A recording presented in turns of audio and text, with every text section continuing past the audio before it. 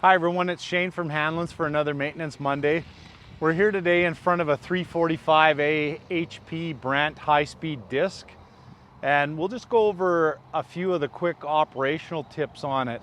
So first thing, when you get to the field, what you want to do is you want to hit your hydraulic cylinders to lift your main frame up just a little bit,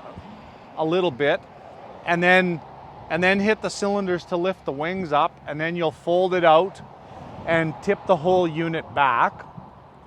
And then we get into adjusting the depth of the machine.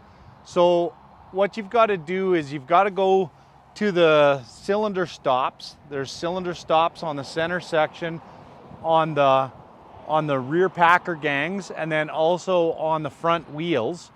And where you want to start is just put all of those cylinder spacers in on each cylinder.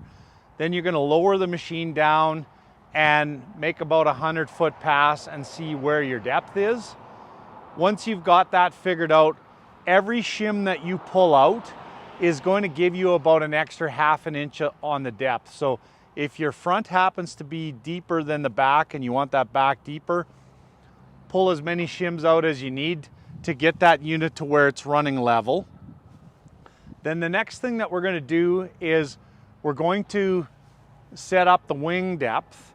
So what you're going to do there is you come to the hitch and there's a pressure gauge there along with an adjustment knob. You are going to run hydraulic down pressure on the cylinder that pushes onto the wings, and where you're going to start is at 500 psi. The book tells you 1500, but we'd like you to start around 500. Once you have that 500 set, then you're going to make another pass for about 100 feet, and you're going to get out and you're going to have a look to see how that wing is cutting compared to the center section.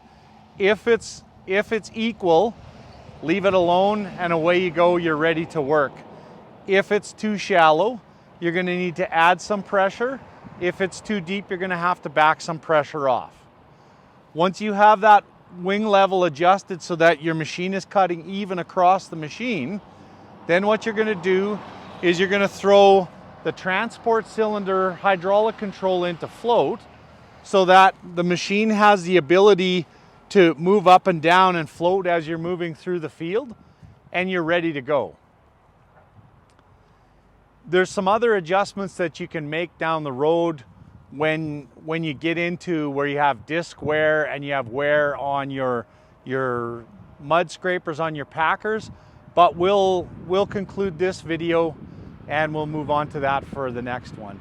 Hopefully that helps you out. Thanks for watching.